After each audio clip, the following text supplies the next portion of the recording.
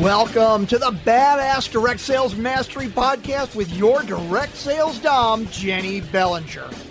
Badass Direct Sales Mastery is a podcast for rockstar direct sales moms who are determined to make their business kick ass. Jennie will share her knowledge of effective sales and recruiting techniques, tips to get what you want from your business, and will interview direct sales professionals and leaders from various companies. The interviews will give insight to how these rock stars got to where they are and where they plan to grow in the future. And now, the direct sales dom, Jennie Bellinger. Welcome back to another episode. And this one is a really interesting dual episode because I'm Jennie Bellinger. I am the Badass Direct Sales Mastery Direct Sales Dom, helping you whip your business into shape. And this is also Anna Green with Direct Selling Success. Anna, say hello. Hello. I'm Anna and I run Direct Selling Success. Absolutely. So Direct Selling Success is a podcast based out of the UK, and my podcast is based out of the US. And we found each other and we were like, we should interview each other and then just go put the same episode on our podcast. So, you know, both of our listening audience. So my badass crew, I don't know if your audience has named themselves yet. Oh, no. We're probably just, direct sellers. Okay. There we go. Nothing overly exciting over this end. Oh, eventually they'll just become Green fans or something like that. Yeah. So they'll name themselves. It'll happen. I'm sure they will. Yeah, absolutely. So we wanted to give this opportunity because one thing I've learned about podcasting in all the years that I've been doing it is that podcast listeners treat podcasts like potato chips. You can't have just one. Yeah. So they love listening to lots of different podcasts. And so I wanted to introduce my audience to Anna, and Anna wanted to introduce me to her audience. So here we go. So Anna, let's start with you. What's your history in direct selling and how'd you get to where you are today? Oh, well, back in 2005, I'm a military wife. Ex-military wife. He's finished the military now. So we were touring the country. I'd had little children, and in the UK, I don't know what it's like in America, but you do 2 years in one place, move on, 2 years in another place, pregnant, looking for a job. People know you're in the military. They don't want to give you the chance. Or they didn't back in the day. Right. Because they knew that you weren't going to stay around. So I needed to find something that fit around hubby's life, my life, kids, childcare costs, and fell into direct selling. I'd seen somebody on a stall at a local village hall selling these things. And I thought, do you know what? I could do that, and signed up and never looked. Absolutely loved it. Worked my way up, talked to people in the local area. This was before social media became a thing, really. Talked to people, met people, did events, did parties, the old party plan style, and built up an audience, built a team, won the holidays, got the bonuses, reached the top of the company. And 4 years ago, one of my friends over a bottle of wine said, you know what, you need to be teaching more people to do what you've done. So I went, I'm not sure, I don't know. Why would anybody buy that? Self-doubt kicks in. And somebody else said it as well at a business networking meeting. I was like, do you know what? It's a sign. I'm going to do it. And I did it, set up Direct Selling Success. And I have helped thousands of people in the UK and dotted around the world to grow and scale a business from, not having anything, not really knowing what to do, not liking the way they've been taught, to some amazing achievements in the business, which is, it's just such a great feeling. Such a great feeling. Yeah. So what about you? What's your background? Interesting. We have very similar backgrounds. I grew up in the U.S. military. I was not married to a military person, but yes, I grew up my whole life moving every 2 to 3 years for that. But once I hit adulthood, my first job was to be a teacher. So I was a teacher for a while, but I took some time off when I had my first child because I did not have children so that other people could raise them. I wanted to be able to raise my own kids. And when I thought about going back into teaching, that was 2010, which what I've learned is the recession that was hitting in the US was hitting around the world too. Really? And so the schools that I was trying to apply to get a job at, even to teach part-time, I was like, I'll go back as a teacher's assistant or something. They just didn't have money. And so I went on 18 different interviews in 2010 and kept hearing no over and over and over again. Took a little bit longer for me to get the word from the universe. And that's when direct sales showed up in my life. So I got an invitation in my mailbox, like back when you used to actually get an invitation in your mailbox, not just an Evite in your inbox, but I actually got a physical paper invitation to go to an event. My sister-in-law was getting started with a party plan jewelry company here in the area, over here in the States. And so I thought, well, I'll buy a necklace. I'll help her get started. It'll be fine. And I walked out of that event with a business. Could not turn it down, could not say no. I was like, oh, universe wasn't letting me go to school because I'm supposed to go here is what's supposed to happen. So very similar to what you said, I built my business. Facebook was around, but nobody was really doing business on Facebook. It was still like what I call the wild, wild west of social media. So, a lot of us were going, I will not post about my business on social media. That's gross. And so, we were doing our best not to do it. But at the same point, everybody was on social media. So we were starting, I was one of the cowgirls out there doing it right, doing it wrong. Like, Facebook pops up my memories all the time and shows me all the things I was doing wrong on social media 13 years ago. So it's not just you. Mine are the same. Oh, all of us, right? So yeah, during the time that I was in the business, I was 7 years with that jewelry party plan company. And during that time, earned 9 incentive, very similar to what you said. I earned the trips, I earned the cars, I earned the bonuses, built the team, got the trophies, walked the stage, all of those kinds of things. And so it's, my transition from being active in the business to being a coach happened when I was at a regional rally, in one of those hotel conference rooms where you can fit like 100, 150 people in the room. And I realized that, I started looking around the room and I realized like 5 of us had been in the room 6 years before. Like literally the same exact room. It was the same hotel 6 years later. And I went, what's different? Why is it that 6 of us are still here and those other 100-ish women, where'd they go? What happened? What's the difference? What makes, us, and I'm putting air quotes around this for those of you who cannot see me, what makes us successful, right?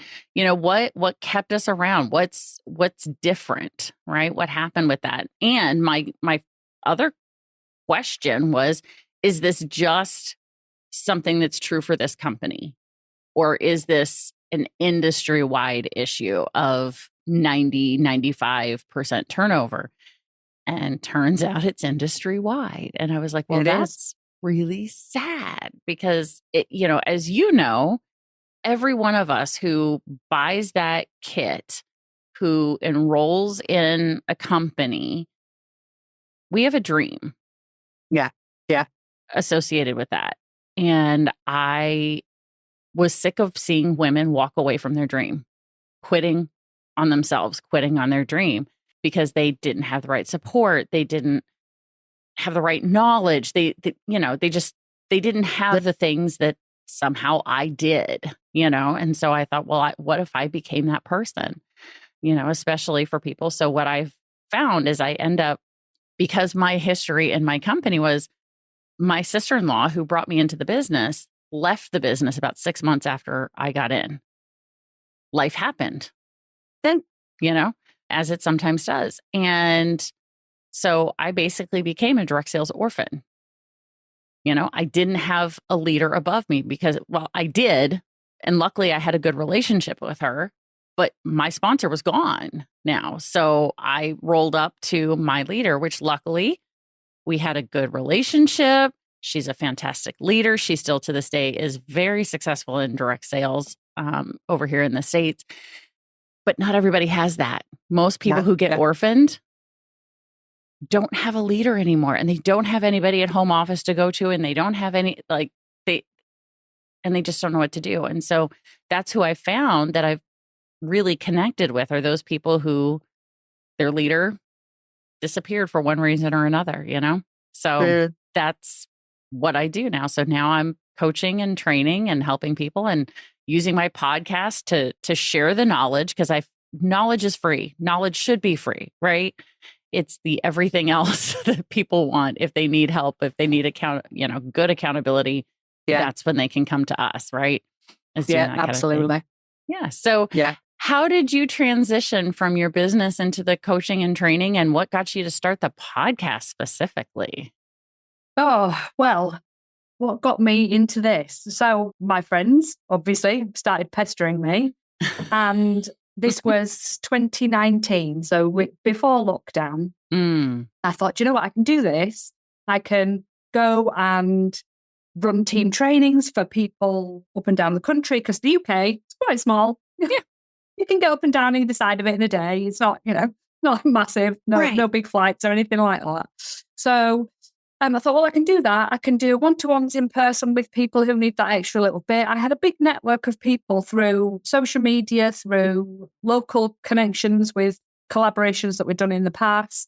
I had people asking me to help them. And I just started off that way, just a little by little. And then lockdown happened.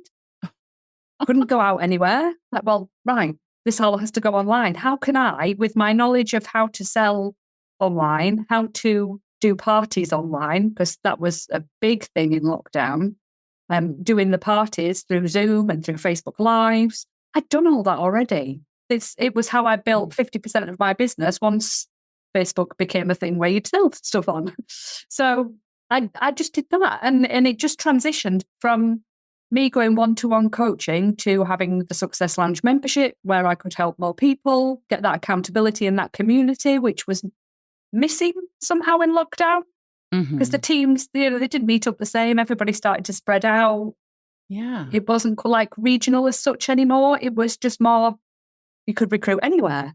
So I became that place where people could come and they could get that support and have that leader that they never had, or that leadership that they wanted extra support from. Yeah. And it just became something more. So I put on a course every now and again. People would say, oh, I need help with recruiting. I'm just not recruiting the amount of people I want. So I'd put on a recruiting course. And, we really need help with growing our customer base. Right, let's put on a grow your customer base challenge, or, social media, nobody's engaging on my stuff. Right, let's do an engagement challenge, and got people what they needed and the support that they wanted, and that community support structure that is, don't know, is it something with the way that we've developed over the past few years, where that community spirit is going from team?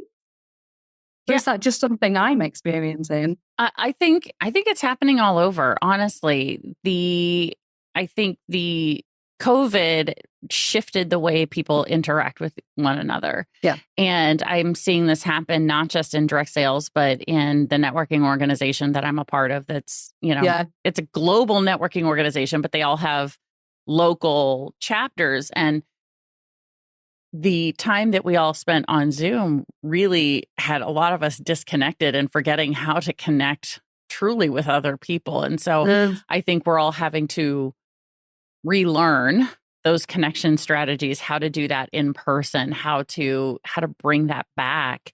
So is it possible to build a business online? Is it possible to build a completely, social media marketing one? Yes. Is it likely? Not so much. No. because there is no accountability in that, right? It's, in order to build a completely online business, you have to have a massive audience, right?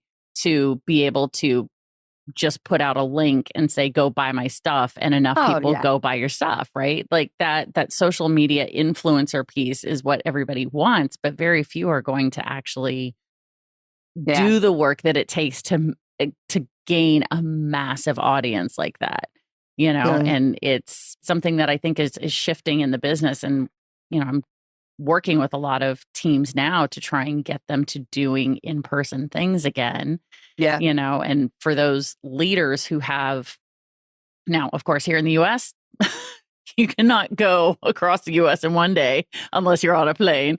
You know, so the team leaders who have these massive groups that are spread all over the US, you know, maybe they've got a team in, like, I know one leader I work with she's got team in 26 different states, you know, so she can't be in all of those states all the time. So she does have online trainings for them and online events for them. And she does connect with them online as much as she can. But then she's also traveling to 25 other states where she doesn't live throughout the course of the year so that she can be in front of them at least once a year and maybe twice a year when they go to convention, and can all be in one place at the same time. But things really are shifting, I think, due to COVID, and people are now having to shift back out and relearn how to be around other people again in person.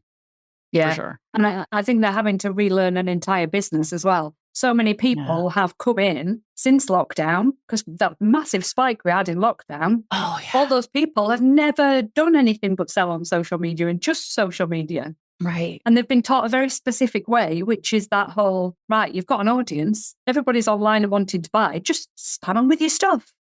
That doesn't work anymore. It just doesn't work anymore. It might have done in lockdown with your audience who were just doing nothing else but being on social media. But nowadays, they need that community online.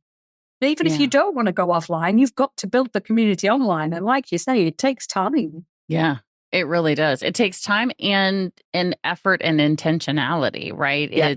It's something that most people don't know enough about in how to create, curate, and grow a community, not just a group of people, but truly a community of people who are connected and enjoy one another. And, you know, that's a whole other way of being in the world of business online. So I think that's you're right. That is the holy grail now of businesses is to really be able to do that. So learning those types of things, how to do it, what to do, you know, it's a part of business for sure. And I think, but certainly getting out there in front of other people and being with people again, you know, in person, I think we're getting to a point where it's almost virtually impossible to not do business offline. Yeah. You know, if you want to be successful, you've got to be doing both. Yes, have online for, you know, your customers and people who are not local to you, but then also having a local in-person business is, I think, almost pretty much necessary to be running a two-pronged approach to a business these days. Yeah, definitely. I've been saying for months and months and months, years now, that it needs to be blended. It just needs to be that blended online and offline. To be, if you want to be, you know, mega successful, mega. If you want to, you know, be successful and just do, you know, a little bit of a side hustle, then stay online. But if you want to be big, it's got to be blended. Right. Absolutely. And that's one thing. This is something my listeners are used to hearing me say. So, you know, your listeners might find this good too. For those who want the side hustle, great, continue doing it. Talk about it like a side hustle, do all of that. But if you want something that is more than a side hustle or a side gig, as we sometimes call it here in the States, you can't be treating it like a side gig. You can't talk about it. You can't tell people this is my side gig. No, this is your business. Treat it like a business. If you were opening a shoe store, you wouldn't call it your side hustle. So why would you do that to your direct selling business or your direct sales business?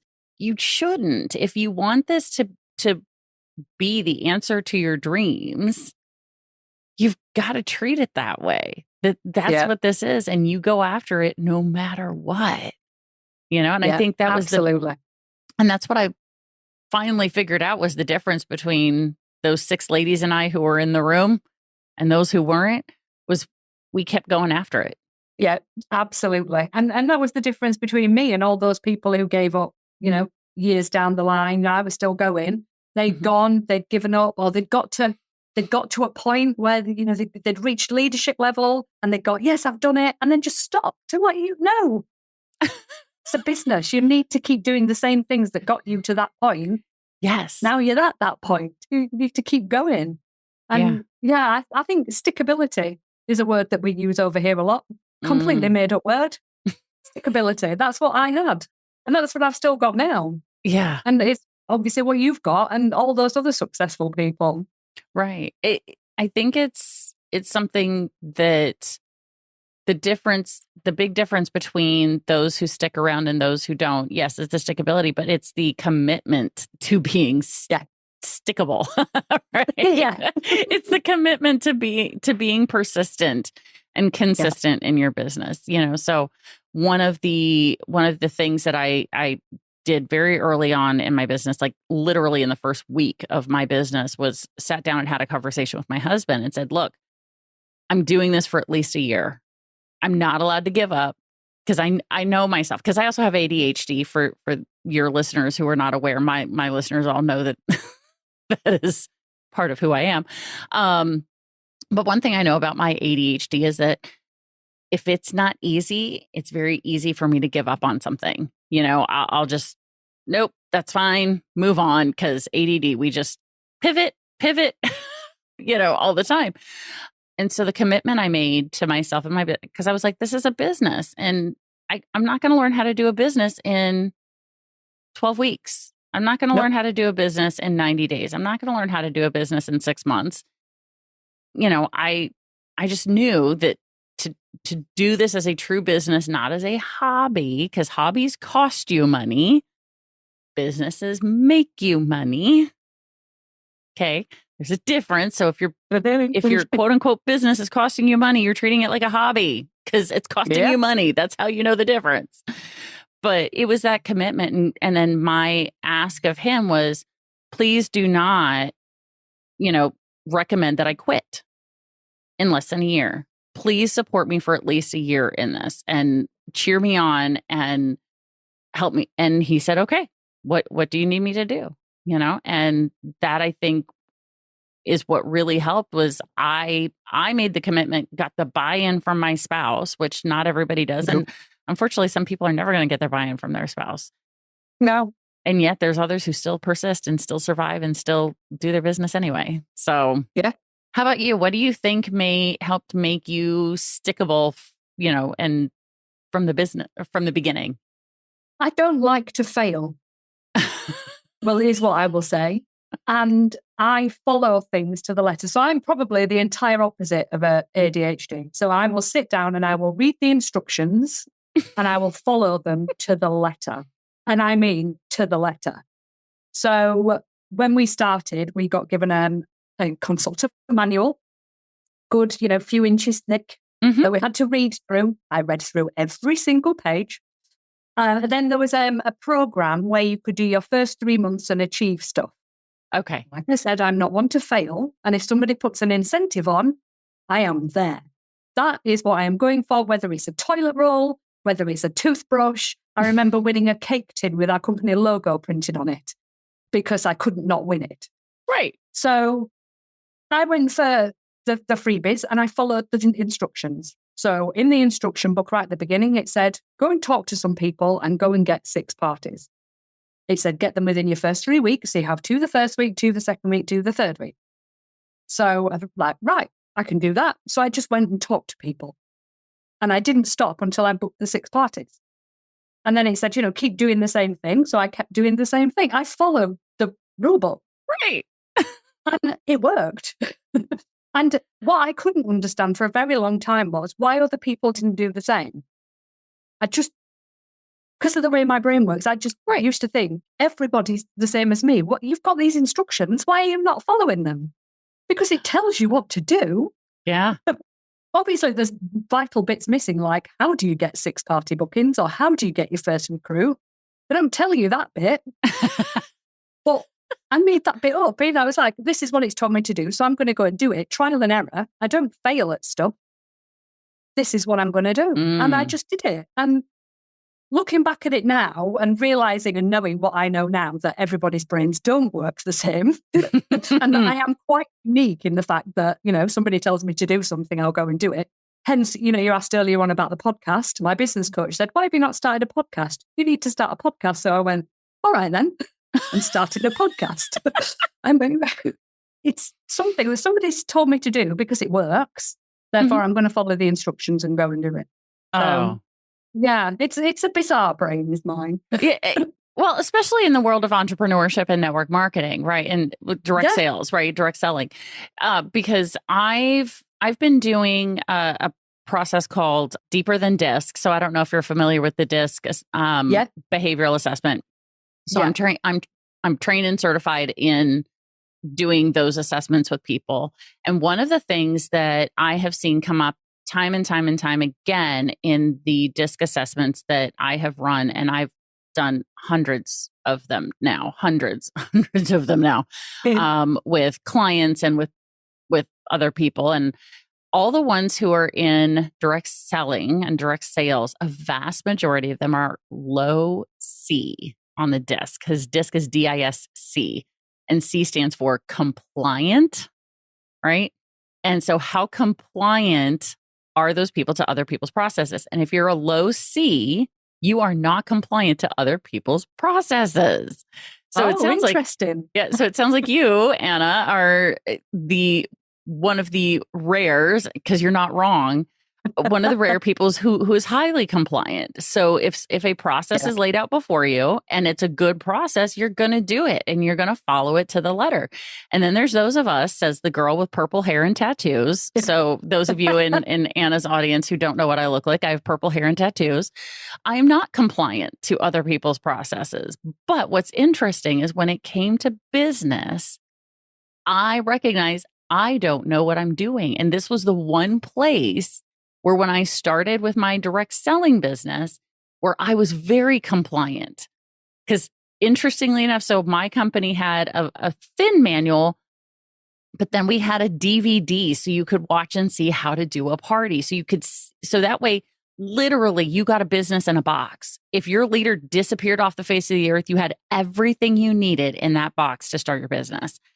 And I watched that DVD every single week for 6 weeks, because I was like, the first time I watched it, I was like overwhelmed with all the information of how do you do a party, and how do you do this, and how do you do this. It was all the information. I was like, there's no way I retained that. So I watched it again the second week, still kind of overwhelmed. Third week, watched it again. Oh, I get what they're doing now. Fourth week. Ooh, I didn't see that before. I don't remember hearing that before, because I was so overwhelmed with all the information the first 3 times I watched it that I missed those things, So that being compliant piece was super important. And, I was really sad when the company got rid of the DVD. And I was like, what do you mean you're getting rid of the DVD? That's how I got successful at parties, was I watched that, It was cheesy. It was a training video. So it was cheesy, just like when you get your first job at McDonald's or Burger King or the grocery store and they make you sit and watch those training videos. Yes, it's cheesy, but it's still educational, and it's important to learn those things. So I find that very interesting that both you and I ended up being very, very good rule followers in this, But I will tell you, in my coaching business, I have not been super compliant. And, one of the downsides of this for non-compliant people is the fact that we end up spending a lot of time reinventing the wheel. Yeah. So what I have found works with my clients who are low compliant, like I am, is we go look at the process and we go, okay, now how do we take the process and make it yours? Because the companies give you like a skeleton process. Yeah. Like you said, it doesn't give you every single thing of what to say and how do you find these people. They just like, here, go do this. And it's the bare bones. So you have to add the flesh, you have to add the muscles and the skin and like all the things that make it your process. Yeah, absolutely. And I think that's where I come in with my clients and my audience on my social media. That's the bit that I fill in because so many people aren't capable of doing that. It's like, but how? But how? And this is where all this copy and paste stuff comes in that everybody seems to be throwing around, is because somebody's done it that way and it's really easy to repeat. Whereas actually it just doesn't work because it's not you and it's not personal and it doesn't get anything across about your personality or your business or your passion. And that bit's the bit that's missing. And that's my mission, is to fill in the bits. Oh, I love it. Yes, exactly. And man, all the people who need people like us. Yeah. It's interesting because I've had a number of people say, wait, you invite other direct sales coaches on your show? Yes. Well, yeah. Yes, because she does things or he does things differently than I do. And I'm not for everybody and everybody's not for me, right? Oh, absolutely. Absolutely. And you and I do things differently. So it's great. It's perfect. And we talk in the same talk. And I think that's really important, because to be able to change this industry, because like my mission for everybody in my world knows, is to change that face of the direct selling industry from that one that is icky and gets bad press and all that, because it doesn't have to be like that. You don't have to do it that way. Yeah. There is another way which brings joy to everybody in your world and you, that doesn't get you all the rejection and the blocks and the, people walking on the other side of the street. So actually, the more people who I can talk to that have that same message, the more it reiterates that message across the board. So I think sharing this way is an absolutely fantastic thing to do with other direct selling coaches. Oh, yeah. Oh my gosh. So speaking of, if you are listening to this because you're part of my audience, the Badass Crew, and you're looking for more information, more, because I know that my people who are attracted to be a part of my crew, they are lifelong learners. They want to learn more. They want to do more. Where can they find the Direct Selling Success podcast?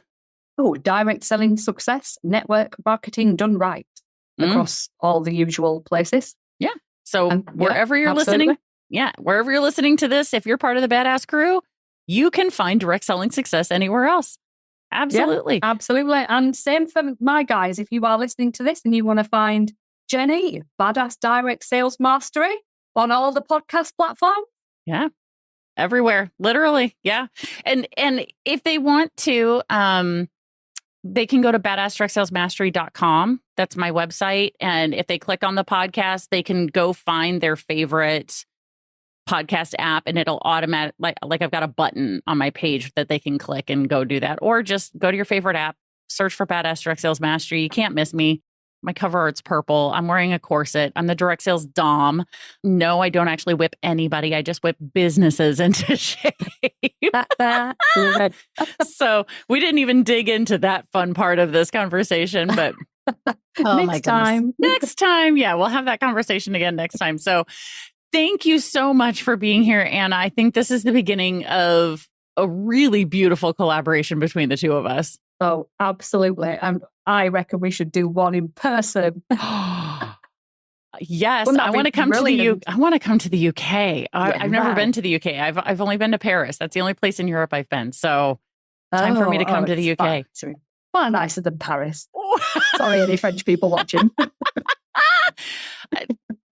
I'd be surprised if I have any French listeners. I've never had anything pop up in France, but that's because I only do it in English. So unless they want to listen in English, which that's not my experience. So anyway, but Anna, I'm going to let you go. We're going to let our listeners get on to finding the other person's podcast. So that way we can make sure that we are helping them get all the information that they need.